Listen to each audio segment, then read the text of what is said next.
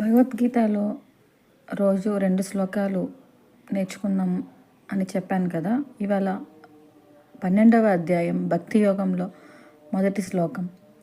అర్జున ఉవాచ ఏవం సతతయుక్తా ఏ భక్తాస్త్వాం పర్యుపాసతే ఏ చాప్యక్షరమవ్యక్తం తేషాంకే యోగ విత్తమానువాచ మయ్యావేశ్య మనో ఏ మాన్ నిత్యయుక్తా ఉపాసతే శ్రద్ధయా పరయోపేతాస్తే మే యుక్తతమా మతాః.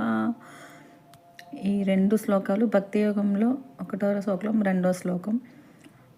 రోజు 2 శ్లోకాలు నాతో పాటు మీరు కూడా నేర్చుకోవడానికి ప్రయత్నించండి. హలో, ఇవాళ మా పాప 12th అధ్యాయంలో 3-4 శ్లోకాసు చదువుతుంది, వినండి.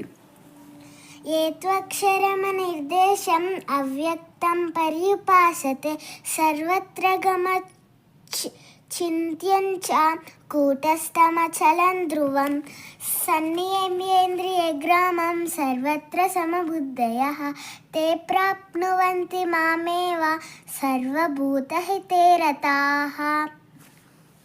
విన్నారు కదా. మీరు మీ పిల్లలకి భగవద్గీత నేర్పించాలి అనుకుంటే నాకు DM చేయండి.